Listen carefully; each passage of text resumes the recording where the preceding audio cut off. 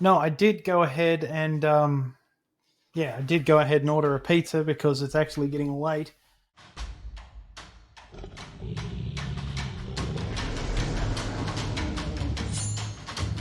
This is the Crit RPG Podcast, your one-stop shop for everything Lit RPG, progression fantasy, and Royal Road.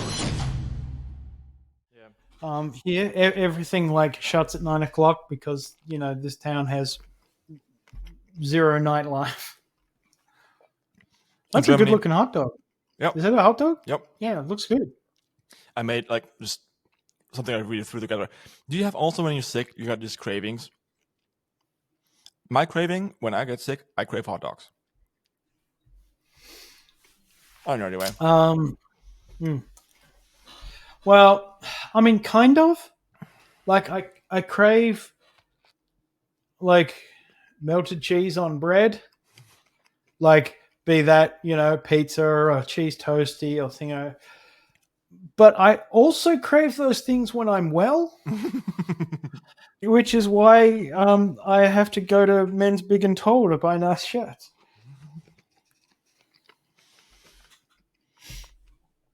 Some people feel this way. I wish my metabolism was actually a bit better. My metabolism is bullshit. I can eat whatever I want, and like they had mandatory military service here in Germany. Mm-hmm. And I didn't pass muster because I was underweight. So, I was almost so underweight that they were like, if you weigh like 1 kilo less, we would have to take you and put you to the hospital right now. I'm like, okay. See, I'm the exact opposite. My my metabolism is slow, like everyone in my family. Like, so slow, like, it gets out of bed half an hour after I do, kind of thing.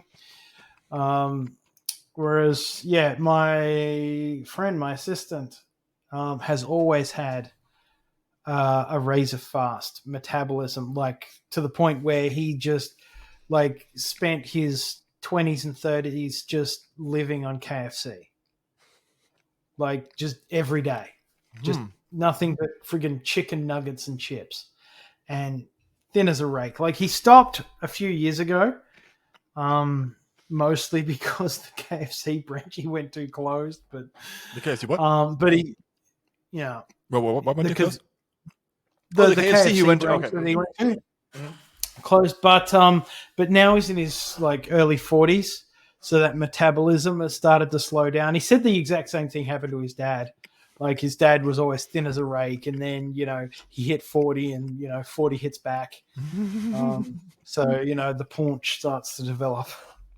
Yeah, I'm doing. But his metabolism has always been so fast, like, that he just can't sleep properly. Mm-hmm. Like, he just, I don't know how much of it's metabolism and how much of it is just weird and won't go to a sleep doctor, But yeah, he's like, whereas, I can sleep anywhere. Like, I have discovered that I have the good fortune of traveling extremely well. Mm-hmm. Like, because you're asking about like times and stuff for writing, because I write at essentially random times. Mm-hmm. Like, in a week, I might get up one day at 11 a.m., another day at 11 p.m., and then just get up and go to work. Okay. And living on that kind of schedule makes it very good if I happen to have like a 2 a.m. Zoom meeting with someone in Los Angeles, or and it makes me immune to jet lag, which is fantastic. So when we went to Atlanta, I wandered off to Dragon Con. Everyone else passed out in the hotel for a day because we'd been traveling for like 30 hours. I can also sleep just about anywhere, so I slept for most of those 30 hours. I never thought about that. That metabolism like also affects sleep schedule. I don't know how much of a factor it is. I mean, it could be that my sample size is 2, and I'm completely reading into something that's not real. This always happens when I do my podcast. Some random package arrives. For me, it's usually board games. Oh, yeah. Mm-hmm. Like, I have far too many board games. I just finally got my game table after like 3 years today. You need a Cloud Palace. Yeah. But no, I very rarely use violence, haven't really in years. And my inclinations have always been to exploit those that trust me and ambush suddenly. Like, I was playing a game of cards. It was like canasta. I forget what it was, but it was a trick-taking game where you're partnered with a person across from you. Mm-hmm. This was many years ago, but and it was at school in the cafeteria, and I realized that 2 of the people were cheating. They were just like sending quiet signals they were not meant to be sending, and they were just cheating, taking turns to get the win by helping each other out. So I realized they were doing this. So I just said to it, "Can you just lean back in your chair real quick?" And he's like, "Okay." And I just grabbed a calculator that was sitting on the table, just lifted up and threw it right into his nose. See, it's that combination of trust and ambush. Curse your sudden yet inevitable betrayal. Pretty much. Oh, this is great. At least he deserved it. Yeah. That was a well-calculated strike. Yes. Oh, yeah, because, anyone who witnessed that would not just sort of, if I asked them to lean back in their chair, they're like, why? Because, you can't go to that well too often. No, you can't. Okay. So, you have to choose your moments, and, if you're going to be devious and horrendous to your friends, then, you have to pick your moment right. Exactly, just once. You can do it once. Have you read Tanking Hits? No. It's a wonderful story. It's better than it has any right to be, and it's called Tanking Hits: I level up when I get punched in the balls. It is it is amazing. I swear to God, like it's written by Dragon of Rochester. She was on the show. That's how I learned of this story's existence.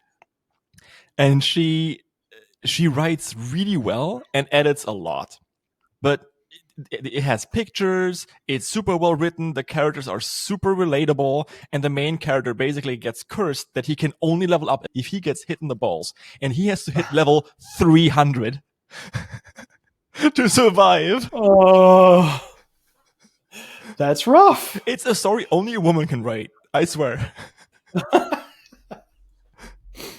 Or a very specific man. Yes, that is also very true. And it starts off easy, where it's like wasps. But as soon as he meets like the first zebra, you're like, how?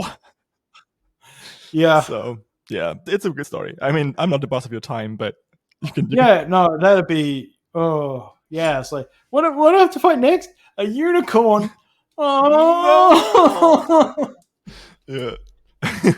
That's not going to work out for either of us. There's some like ancient cultivation technique, and like he gets like crotch armor and shit. So it's really good. Yeah. And like the premise is extremely silly, but the story around it's still good, which I like a lot.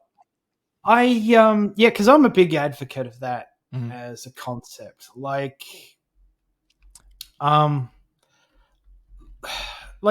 plots and ideas, there's not that much new. I mean, there's new ways to put elements together and make a bit of a twist. But an idea, a fantastic idea doesn't make even a good book. Like it's I'd say 95% execution. Like yes, a good idea can make good writing absolutely sing. Yep. But a badly executed fantastic idea will generally be a crap book, I think. And that's exactly the beginning of that book, because Dragon talked to a friend, and the friend was like, no, you have to have a good idea. And she said, I'll prove you wrong. Give me the worst idea you have. And he said that. and then she wrote that book, and it's actually pretty good. That's also how Codex Alera started, by the way. Jim Butcher did the same thing. That's how the Codex Alera started. Pokemon, but it's the Lost Roman Legions. So something like that. Yeah. But question. Mm-hmm. You were mentioning the revision process, and it's something I really struggle with, right? Because I'm writing the story, and now only at the end of the story, the aforementioned 180K, I noticed, crap, this book doesn't work, and I have to go back and change everything. Yeah. So how do you do that while you're writing so that you don't do that? Yeah, because for my series, I had a... 1 second. Before we go into that, because I'm going to be a cruel man, and I'm going to cut this part out for bonus material. And so if you're listening to this part... Oh, you scum! Yes. No, I am not you. I am not Zogarth. This podcast costs a lot of money. Subscribe to Patreon! Please do. To both Travis's and mine. So if you listen to this, we just discussed, or started to discuss, plotting and outlining and all that kind of stuff. And you can find all of that in the bonus material on Patreon. I think by now we're at 2 hours, 26 minutes recording. So if the main podcast is anything less than 2 hours, then most of the more advanced writing stuff you can find on Patreon. There's a link below the video. But what you were just about to say, I think, fits superbly well in the main podcast. And that is, what's one thing that you've learned while writing that you would go back and change, or in your case, just continue with what you were saying, basically? Yeah. Okay. So what I would change, I talked about that earlier, where the early, depiction of the political views of my main character, I'd probably try and rework those a bit. But, you can't regret too much. You should always be looking to the next thing, not the last thing. But I was talking about sort of how I constructed my world, because I had a system that was more or less working. And I'd sort of gotten to the point where I was pretty close to where the system is right, once I actually wrote the book. And I had some basic ideas for character. I had nothing on plot at this point. And not a lot of world building. So I had my system and I had my character. I had very basic ideas. The idea of my 2 core ideas for the character starting off with was a good guy with evil powers, and the concept of what happens when Crocodile Dundee meets Gandalf. Because I was doing isekai, and I wanted to use isekai because I always thought actual isekai as a concept gets underutilized for things like culture shock, and I wanted to employ that as the important tool, because my story probably starts isekai but becomes more of a traditional portal fantasy, which often involves more sort of back and forth. But I had those 2 ideas. I had the system and my character. So I start developing the power set for the character based around a couple of things. One, the idea of a good guy with evil powers, but also the idea of using the powers and the character to sort of work on theme. So, there's a lot of moral responsibility, questioning your principles when they're tested, when they fail, when you fail, and that sort of built up from there. But the process of doing so was all about questions. So, and when it came to the world building, it really started with that system. And the simple question is, what sort of society arises when this is the way the world works? Okay. It's incredibly broad and needs to get significantly more specific. But so it starts off with answering that question over and over again. Well, it'll mean this, it'll mean this, it'll mean this. So, if magic is a balancing force on gender dynamics, then for people who have magic, sexism isn't going to be really a thing. But for people who don't, those factors are still in play. Mm-hmm. So we're in and I haven't gone into this a lot because it follows all the magical people. Mm-hmm. But there's still, more like sort of gender disparity amongst people who haven't sort of used magic to overcome those factors. That's interesting to know. Mm-hmm. But there's also, so I've got escalating power levels. What does that mean for how a society is structured? Mm-hmm. Because if you've got someone at the high end who's more or less a walking nuke, what happens when they tell the cops to go fuck off? Because, if a guy can throw the police station, the police aren't going to stop him if he wants to just take something or kill someone. So, that's where you have to start building checks and balances and, what sort of power structures arise around the people who have this magic and the methodologies by which they acquire that magic. Mm-hmm. And all of my world building essentially came out of asking and answering those questions. Mm-hmm. So that really is my structure. And then once I had all that, that's when it was time to sort of look at this and look at the kind of people that exist with power in this world. Where is my plot going to come from? Where are my antagonists going to come from? And I got a lot of criticism for my antagonists early on. And I think a lot of that is fair. I was still, in a lot of ways, finding myself as a writer in those early books. But I'm still pretty happy with what we're doing because my antagonist for Jason was, weak, incapable in general. Not, he was more powerful than regular folk because he had, magic powers and could do all that stuff. But, he didn't have all his powers. They weren't that strong. He got away with so much because he knew people who shielded him from the consequences of his less than ideal actions and significantly less than ideal manners towards people with power. Yeah. Just Rufus Remore and Danielle Geller just shielded him from so much crap that otherwise would have just been brought down on a hammer. But the antagonists who are fighting and are two men of a kind. One's a crime lord, one's a corrupt official, who end up working together and screw him over quite badly before getting screwed over in turn. I hope you can appreciate I chose the most annoying jingle I could, but do you like numbers going up? Well, so do I. Which is why I would like you to subscribe, and maybe even check out my Patreon. Recording, editing, and hosting these podcasts takes a lot of money. So yeah, I need funds, you need more content.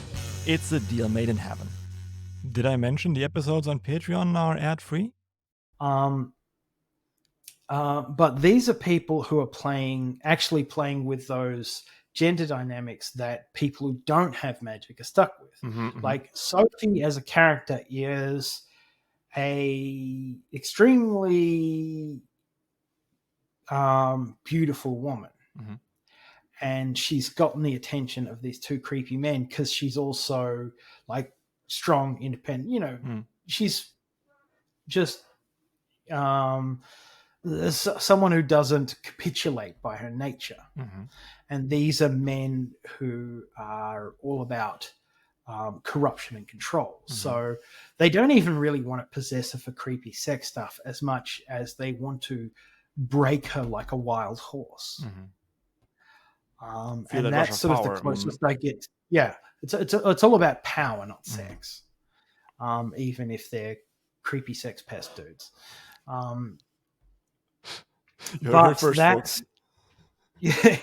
But that's sort of as close as I got to sort of really delving into sort of the lower class gender dynamics where the essential solution to that is just give her magic. which essentially automatically raises her class status and removes her from vulnerability to those sort of class dynamics that she was previously subjected to. So I need to ask, because I'm losing the thread. Yeah. So what was it that you were going to change? Okay, so what am I going to change? I think I'd really like to strengthen those villains. Okay. I'm happy with my intentions for those villains. Like, the idea was, that they were just sort of lower end villains who weren't directly going at Jason until they were. And they used their power to harm him quite badly. But because Jason wasn't a great hero, his villains had to be sufficiently limited in the way they thought, the way they approached things. And that's why I designed them the way I did, where they're both men like extremely driven by their flaws, their need to control, their need for power, their need to break something that they can't control. And I like that a lot. And that very singular drive is what limits them. And I really would have liked to explore that theme more effectively than I did, I guess. So, yeah, really, if I went back and changed something, I guess I'd just write better. just be better. Yeah, just go back and just like, get good, noob. This is your advice. Have you tried being better? Okay, thank you. Have you tried sucking less? Oh my God. I want to harp in because,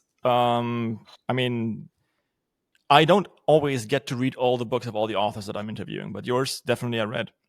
Yeah. Well, it's one that tends to get a lot. Like, to get a lot of traction on Reddit. There's the big ones that people like. When people ask for suggestions, it tends to be me, Dungeon Crawler Carl, Primal Hunter, Defiance of the Fall, Mother of Learning, and what's that? Mother of Learning. Mother of Learning. And I think that's a pretty good spread because you go through those books, you'll figure out what you do and don't like. Yeah. And I think one thing that like, strengthening those villains would definitely do is it would give you that chance to eliminate one of the criticisms that gets levied against you quite a lot, and that is that Jason never gets any pushback for his stance towards power. Right? But I think he does, especially in that sense that this crime lord and the official, they both really push back because they're not taking his shit. And I think that could be really cool. But yeah, I'm not workshopping. We're not workshopping your book. Yeah, because once they become, I'm going all mukbang here. As soon as they realize that Jason is a threat that needs to be dealt with, they actually get on that pretty quick, and their methodology is effective. Very much so. And I did something very deliberate there in actually the thing that undoes them. Because Jason at that point is on his sort of descent towards losing a lot of those principles he had at the start, becoming more violent and unthinkingly so, becoming more vicious. Like, this is not that long after some guys just have a go at him in a shopping arcade of all places, and he just murks half of them. But which I thought was a really cool scene, by the way. Yeah. But with him at that point, he's got a prisoner, which is a guy he could have very easily killed, but he just didn't. He spared the guy. And that guy ends up being a henchman for the two guys who are screwing him over, and they actually have him there because they know that that he got screwed over by Jason, so they think he'd make a good henchman to help guard him at their secret location. But what they don't realize is that Jason sparing him when he absolutely didn't have to had a large impact on the guy, and he actually bolted off to go for help. Yeah, that was. And once they realized that happened, they went to infighting, and Jason ended up escaping.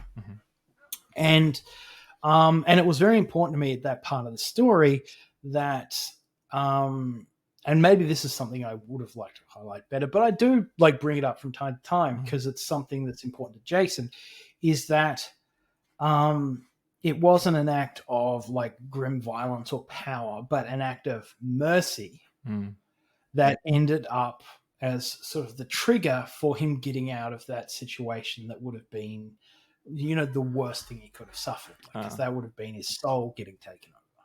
That's pretty freaking, yeah. And the reason he escaped that was because of just an act of mercy he showed someone. Very important point of that for me. But and it's also like, another way of contrasting him with these villains, because at that point they're employing some very, very nasty people who do eventually show up again. So the two guys who end up doing the kidnapping are the crime lord and a crime lord henchman, who the crime lord doesn't realize is actually just secretly getting ready to rip off his entire crime family and fuck off and bugger off with all his wealth, which he does, and Jason eventually catches up with him years later in Romaros or somewhere near there. And that point, it becomes like, mercy again, because Jason's like, the way he was back then, he would have been breathtakingly vengeful. He would have messed this dude up because, the guy tried to basically sell his soul. Yeah. Effectively. And instead... But instead, he just, he lets him go. I mean, he leaves him to the authorities. He doesn't just let him go. But he doesn't take that vengeance because he's at a point where, he's sort of, he's gone to the end of that sort of dark road. And that's sort of one of the big signposts of him coming back from that. And I do think that was the scene where he was like, I haven't thought about you for years and I don't want to think about you ever again. That kind of stuff. Yeah. I thought that was so cool. It was such a cool growth moment. Yeah. Okay. Speaking of growth moments and cool parts, what's one book that you love, and tell me why it's awesome? Oh, one book that I love? Okay, so there's a science fiction series by Lois McMaster Bujold called the Vorkosigan Saga. It's not lit RPG. It's not even close. And it's a fantastic series. I absolutely love it. It starts off like there's one character who's the main character for the bulk of the series. But it starts off with two books that are actually about his mum. And it's just great. But the first one where he's the main character, it's called The Warrior's Apprentice. And he's actually disabled. Like in the second of the two books about his mum, she gets poisoned in a political attack. So he is actually born with like stunted growth and very brittle bones. So he grows up learning to basically run his mouth to confound people and get what he wants. That may sound familiar if you've read my books. If you want to see that done better, far better than I did it, the Vorkosigan Saga is that, because and that character, his name's Miles Vorkosigan, is one of the biggest inspirations for sort of Jason's constant running his mouth. He's kind of like half him and sort of half the main character from Farscape, I guess. I think one of the authors I had here, I think it was Mare Bear, also recommended that exact series, and it's fantastic. It's very fantastic, and I think he called it Tyrion Lannister in space. Sorry, what was that? Tyrion Lannister in space. Yeah, it is a lot. It is a lot like sort of early Tyrion Lannister. Like he gets captured by this woman who he's dealt with before, and she's like, if he says a single word, cut his tongue out and throw him out the airlock, because she knows he's no threat whatsoever physically, but he will talk, guards into letting him out and letting him take over the ship. There's a book series. So I like Rachel Aaron. I've read her books before. I read 2K to 10K, which is a great book for writers in general. I think it's as crunchy as you can get writing advice. Great book. But the other one that I really liked was her Eli Monpress series, and that starts with everything in the world has a soul, and Eli Monpress can talk with these souls. So he talks a door, a cell door into opening at the beginning of the book, because he's like, wouldn't you rather like to be open? Like explore new things. And it is cute as hell. And it gets very, very anime later on, with like swords the size of mountains. It's really cool, and that would be my shout out. So fair enough. Yeah, thanks for inspiring me for that cool shout out again. It's cool. Yeah. All right. When you say anime, you mean like the big sword stuff, and not like 14-year-olds with like pneumatic breasts running around doing things they really shouldn't, right? Yes. Yes, I meant that. I meant the gigantic swords. Yeah. If you want to read a fun little idea about the whole harem trope, Benjamin Carray's Deathloot and Vampires, insanely funny. Read by Travis, the other Travis. And I found a secret. If you want to be successful in Lit RPG, you have to legally change your name to Travis. What's this? Another ad? Yeah, because I'm not Zogarth and I really need money. Joke aside, if you're enjoying this podcast, check out Patreon. Like, subscribe, you know the drill. Speaking of Patreon, by the way, there is at least half an hour of content for every hour of podcast you're listening to. For Raven's Dagger, for example, we have 2 hours of bonus content that you can enjoy. All right, I'll see you there, and enjoy the show. I was on a panel with like the Warforged guys, Luke and Bryce. But I was sitting next to Travis Baldry. And people were like, yo, Travis. And we're like, what? Oh, God, no. Yeah. So they called me Shirt because, he was there first. Okay, so last bit of brown nosing I have to do. Your username is fantastic. Okay. It really is. I picked up your book because I read your username and I was like, that's genius. That's a funny book. Well, actually, because when I was coming, it's not an exciting story. Well, it was just a username that I used, online for stuff. And people just really weren't using their real names on Royal Road at that stage. Like a few were, but it was very rare. But the other reason I went with it was because there's a lot of comedy in my books. Like, can be quite grim, but there's a lot of comedy, and it's often very, very silly. Yeah. But my title, which I'm very happy with because it evokes the theme while also being very literal. Yeah. But it's also, a Nietzsche quote. Yeah. That's telling a certain story that didn't promise a lot of what you'd get in the story. So by going with that as a username, I think that works to also help feed expectations into what a reader's going to get looking at that book. Yeah. So maybe the second reason I picked up your book was because it was the longest book on Audible I could find. So I'll tell you about that. I didn't think I'd do a longer one than book 1, but book 9 actually has a slightly higher word count. Yeah. I want to tell you all about that in a second. But first of all, shout-outs. We were at shout-outs. So what's one shout-out that you want to give? Let me think. Because I'd like to see more sci-fi in Lit RPG. Okay. Like, because I'm actually, I quite like me some sci-fi, and I've just been reading some. I just read 12 Miles Below.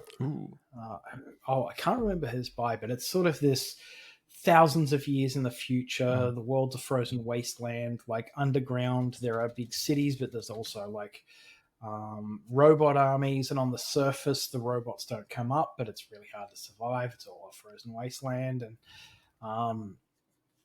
and the first two books are very different from one another. And I enjoyed them both. So I forget the author's name, which is Mark really Arrows. rude.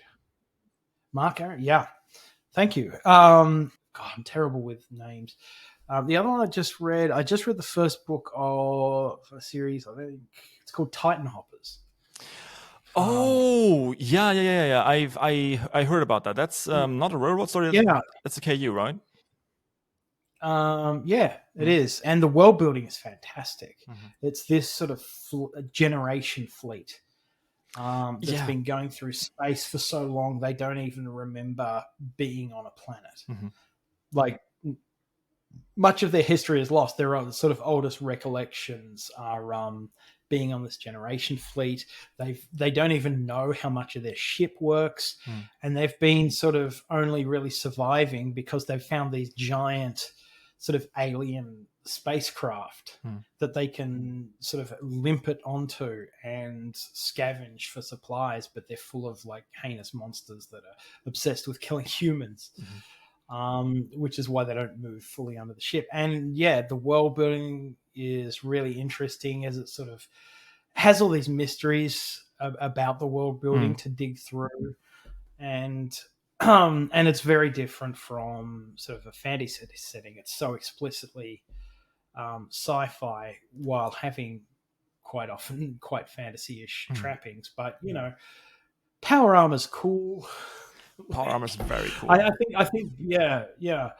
But I've been really enjoying some sci-fi lit RPG lately, and those are the two that I've read and really enjoyed both. Yeah, man. Sci-fi lit RPG is really cool. Yeah, like I've, because as I go forward, like I am giving thoughts towards my next project, but it's still like years down the line because I'm not actor, so I'm not going to be running 2 or 3 at once. I think I talked to, I think it was Mechanimus, and we coined the term to Raven's Deck or something, and to. Yeah, no, definitely not that. No. Which is no, a positive. I tend to. Is a positive verb, by the way. Just saying. Yeah, I definitely focus on one project at a time, but I don't know. Maybe I should go because I have so many ideas. Yeah. Like my problem isn't coming up what comes next; it's picking what comes next from all the things I would love to do. And it's time. It's the time. Yeah, it is. It's just time. Like, because there are multiple science fiction ideas in there. I think I've pretty much settled on what I'm going to do, and it is fantasy. But I've also pretty much settled on what I was going to do several times in the past, so it will inevitably change before I finally get around to doing this. You can do the off meta challenge. The off meta challenge on Railroad is great. Sci-fi, female MC has to have LGBTQ tropes in there, and you still need to get to top 10. Try that, like with a different username. You can't use your old one. It's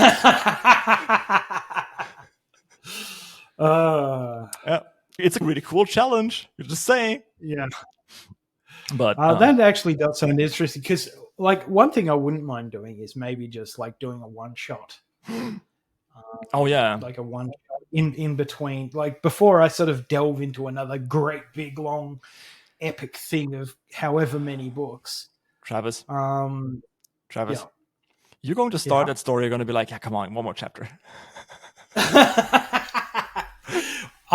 Except I'll have outlined the ending. Oh, critical damage. Oh, natural 20. Oh, let's go. Emotional. I wish I had all the the audio from Darkest Dungeon, where he's like staggering, reeling, about to break or something, or that would be cool. But yeah, okay. So that was shoutouts.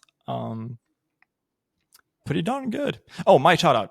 My shoutout on this podcast has to go to a very, very special story. And let me see if I don't screw this up.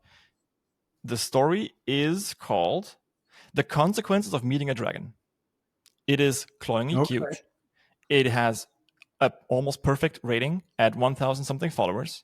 And it is amazing. You should go and read it. It is great. The guy doesn't know that I'm shouting this out.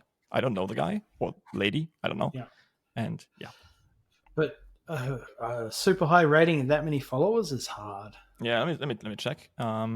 Because like my rating got up to number 3, I think, and I'm certain that only happened because I sort of piggybacked on that on the top reviews list, and got a whole bunch of readers from like who weren't already watching the trending or it's rising stars now, that sort of stuff. I also because like once people noticed I was there, in comes the review going, and now I'm like, rated like 350 or something. Oh no. I disabled my ratings. I don't want to know. I really don't want to know my rating. I don't care. For me personally, the rating is not for me. The rating is for the readers. And the rating is mostly an indicator of, as an average Royal Road user, how much will you like a story? Yeah. Because I only see it every 6 months when I'm looking at stats for some other reason. Yeah. Because, I got to number 3 and that felt great because it was super early. I was still looking for that validation. But now I'm at a point where, I don't care. Things are going very well for me. I think so too. So, okay, that story in question, 4.79 stars at 1,234 followers. So 1, 2, 3, 4 followers. I think I'm going to screenshot that. So that is huge. That is really tremendous. So 250,000 total views. And the story's been out for, longer than a year now. So I think this could get a big boost. Cool. If you listen to this on YouTube, this is the end of the episode. If you're on Patreon, you will continue to listen to this because I have no idea. You can watch Travis eat my pizza. How about that? So yeah, check out my Patreon. Like, subscribe, the entire drill. Also, the kazoo ad is not going away until someone buys it. Until someone buys that Patreon tier. So thank you very much for listening, and I'll see you next time.